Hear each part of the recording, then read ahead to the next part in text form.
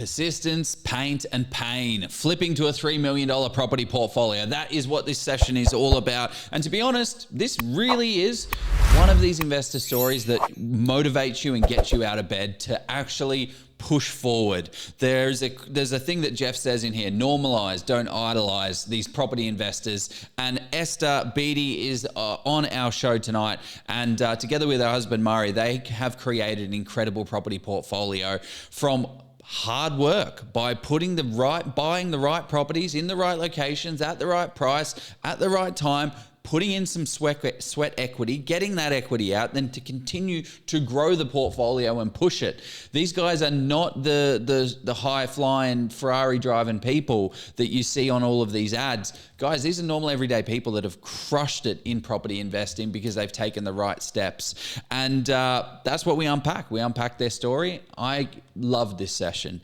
So if you guys don't know who we are, my name's Joe, and together with Jeff, we created Oz Property Investors, Australia's largest property investment community. And each week we interview top property experts and also everyday investors about how they go about investing in property so that we don't have to make the same mistakes that they made to get to where they are, and hopefully we can get some results that are similar to theirs.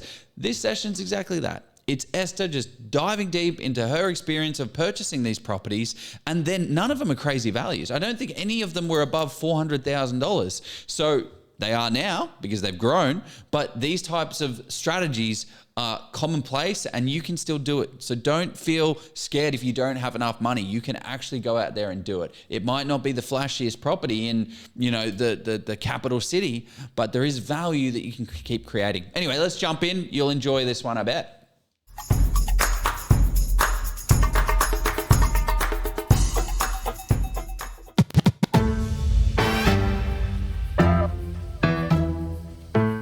I feel like there's a little bit of a gem here in your mortgage broker and your mentor really helped you unlock some things. Like, what are some of the questions our listeners can be asking their mortgage broker to avoid these like no situations, or kind of pull out the best value from their mortgage broker to know if they're the right fit for them? How did you kind of get it out of them or get the right advice? Like, what questions can they ask their guys?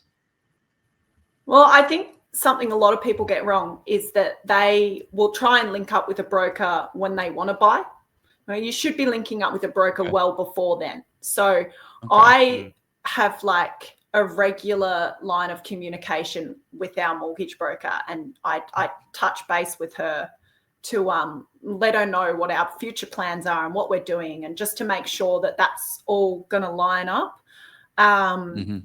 The broker that we use now, she is very like investment focused. So I didn't ask so many questions because I don't know numbers. I don't know. But like I had just a discussion with her, and she really reassured me because the way that she was talking and the things that she was actually educating me on reassured me that, like, when she was talking about trusts and, like, I don't know, a hell of a lot of smart stuff that Were there any red flags understand.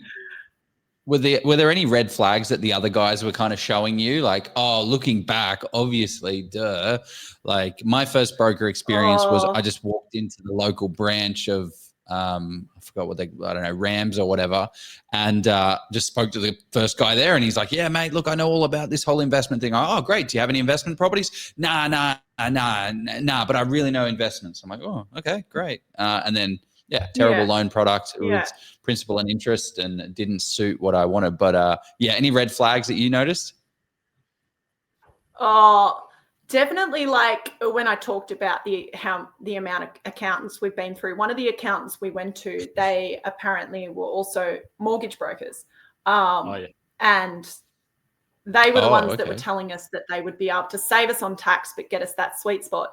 They actually just gave us the loan documents, and it was for one of the big four, and just got us to fill it out. And Murray kept saying to them, well, how much can we borrow? And they're like, oh, well, the bank will tell us. And we just didn't know. We were going into like unknown territory, and it was so frustrating because, as you know, every time you put in an application and it gets knocked back, that goes it's like a mark on your credit rating. So whereas my broker now, she has connections in the banks. She can talk to them. So she is like 99.9% positive that we can get lending before she hits that submit on our application, because she's got, she's been able to run everything by them already. It's not just the worst thing I think you can do is just throw an application out there and just hope for the best, because it's just going to come back to bite you. It shouldn't be about the guesswork, really. It's about, well, what because particularly these days you can actually get very clear instruction from the lenders, well, what's going to fit their criteria and what's not going to fit their criteria. That is a massive red flag. If a broker's just saying, okay, I think this is a good application, I don't like that. I think it's like, well, what research have you done? What are the policies of that lender? How are you crunching those numbers? Are you confident that fits that lender's criteria? These are the kind of that would be a massive. What you said there is really concerning if I'm chatting to a broker.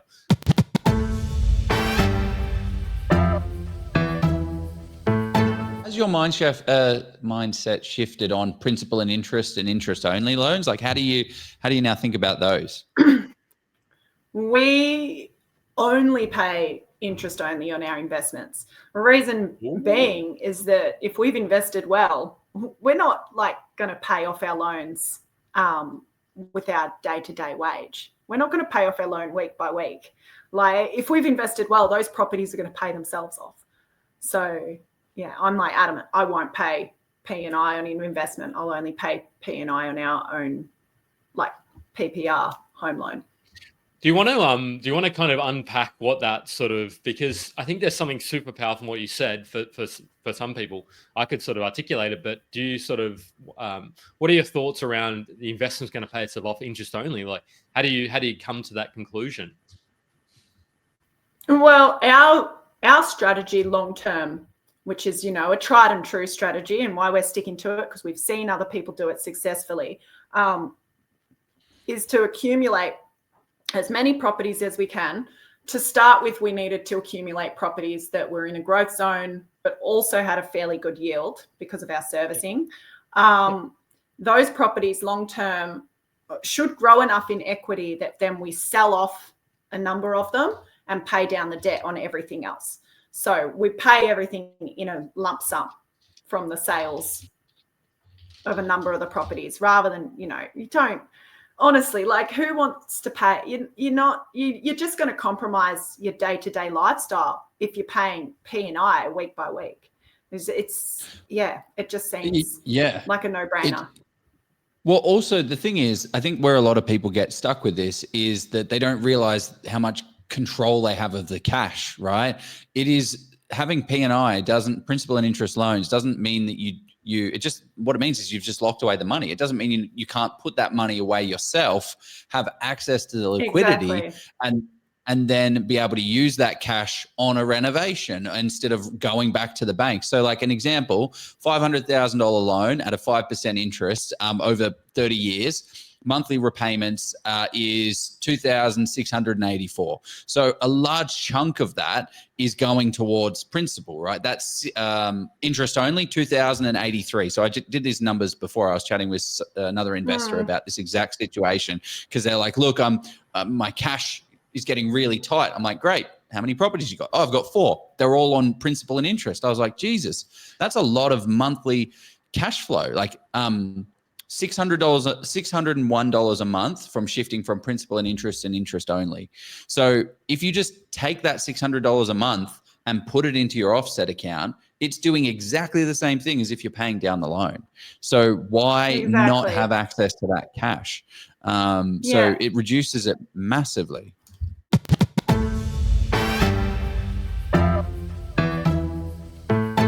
So while we're talking interest rate and lending, most of our investment purchases, we bought them with lended with a second tier lender. And so many people are so scared of stepping away from the main banks. They're like, oh, the bigger interest rates and this and that. It's not supposed to be long-term. You purchase with these second tier lenders just to get the deal done. And if you've bought the right property, you can then refinance down the track.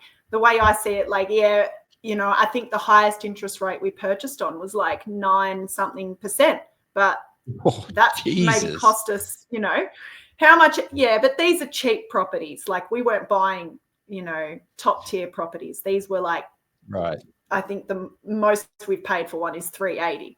So Wow. that Incredible. the repayments, like they're not that high anyway. No. And the way I see it, you pay a little bit extra in interest, but if you've purchased well, they grow. So it's like, well, how much extra interest are you going to pay in a year, and how much growth do you get in that property? You're actually getting more growth. Put it in perspective to highlight your point. Let's just say you had a 300 loan, 300K loan, interest only on 7%, which is 714.21. So you're paying 21,000 interest. If you pay 9%, that's 1927. So you're paying an extra 6,000 in interest on that $300,000 loan. Let's just say 6,000, and let's just say you bought really. Yeah. And let's just say you bought really well. Played out. Yeah. Really? Yeah, I do mental arithmetic for fun at parties sometimes. But no, so somebody sort of then say, let's just say you grow 20% on that, and let's just make it 400K to make it easy for me. On 400K, 20%, you're making 80,000 to spend. So an extra 7,000 you're making. So you're basically making 10 more than 10 times that. And you're not going to say it's always going to happen.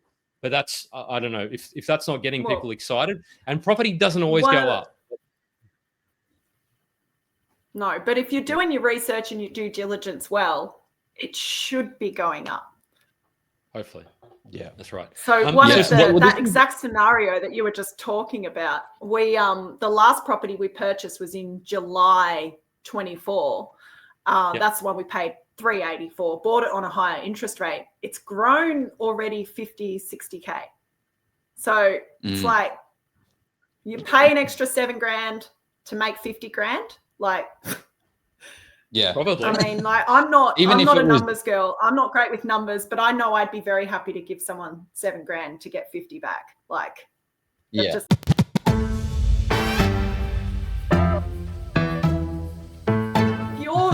Looking for a pretty property, you're going to be up against every other person looking at that pretty property. Our main thing is that it's solid. It's been built well. It's got to pass the pest and build. And we will not purchase in flood zones. You don't want to purchase in a zone that comes up as being in a bushfire zone. One of the main reasons for that being that you're going to pay higher insurance. You want to pay less insurance. Not that it's going to burn down. That's yeah. And another thing that I see a lot of people will be like, oh, well, this property is on a main road. This property is like the one that we bought. The second one we bought in Rockhampton is 2 doors down from a service station. It's still grown $100,000 in less than a year. So I'd say, like, what our budget dictated, we couldn't buy the premium properties. If we were like wanting to buy the brick and tile in the beautiful neighborhood that was all done up, we couldn't afford that. But our properties are still going up in value. They're still going up. Yeah. How did you determine suburb? Like, how did you just say, yeah, okay. What suburbs are you comfortable sharing the suburbs? Like, how did you come up saying, no, so this suburb, or was it like Frenchville, Kwinana, maybe Berserker, Norman like, Kungl, maybe? Yeah.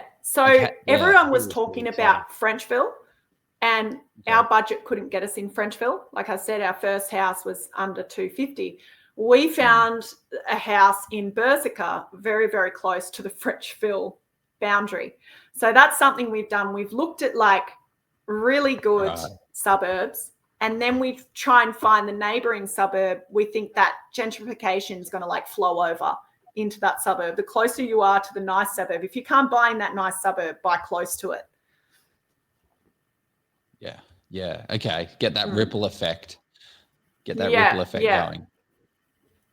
I love that you've kind of somewhat mirrored our, I mean, not completely, but yeah, you've got that sort of flood as a non-negotiable. That sort of talks to our due diligence checklist, and the one that you sort of absolutely swear by. And I tend to agree, because you're going to pay more for insurance, and anybody who is doing any sort of checks, and these days most people will do those checks. So the next person who buys it, if you buy it at a discount, you're going to sell it at a discount as well. So I don't care what the valuation comes back as. If you ever need to sell that property, which maybe sometimes you will, you're going to then sort of discount that property. So you're paying more in insurance. So what is there's plenty of properties are flood free. So that's something you should really absolutely non-negotiable. Yeah, non-negotiable. But that's a great little. It's your budget that's dictated the outcome, really. Like your brief has dictated, no, we have to buy Berserker because that's all we can afford at the moment. But we'll buy in the best pockets of Berserker because that's the best of what we can afford.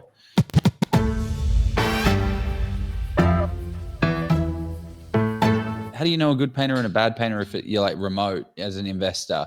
You're like, are you going to do a good job? Or one of the mistakes, like for instance, one of the mistakes that I made is I said to the painter, I'll pay you by the hour and you go ahead and do it. Nah. And he just slopped it all on. And then I was like, man, I just had my property manager go through it. This was one of our first deals. And he's like, yeah, cool. I'll fix all of those things. And I'm like, great, please do. And he's like, for an hourly rate. And I'm like, oh, yeah, I've made a mistake here. What are some of the things you can do to help? Well, definitely don't do an hourly rate. Like they'll be taking like hour-long toilet breaks and smokos the other side of town and everything. Or fees an hour, yeah. Quoted price. So we spoke to a couple of different painters, and this guy, he just relocated from Coffs Harbour. And when I was talking to him on the phone, I could tell he knew what he was talking about. He went through his system, like, the 2 days of prep, the type of paint for the undercoat he used, the recommendations of the colors, although he didn't have to recommend colors because I'm pretty set on what I like. What's a good color? Just talking through his whole system. What's a good reno color? What should we be going for? Oh, my favorite one, what we've done in our own house now, is Whisper White. And that's like a neutral white. You want to go away. Murray has loved all the lexicons for a while, like lexicon quarter and lexicon half. That's more of like a cool, like a blue undertone. I don't like it. It's like hospital white. You want like warmer whites. I think warmer whites are more forgiving of any flaws, whereas like a cooler white will highlight them. Okay. And it Whisper also... white. I feel like I've opened a paint can of worms. I feel like I've opened a can of paint, really. Also, a warmer white is going to hide any, like if you've got kids, they touch the walls, they leave dirty finger marks on the walls and stuff. A warmer white, It's not going to show up as quickly. So that's your Whisper, is it? I spent a lot of time talking to this painter, and he gave us a fair quote. So we got him in to do the repaint for us. Yeah, painting is one of those things I don't want to do. Every time I pay a painter, it's my most favorite task to outsource because it is challenging. It is very challenging.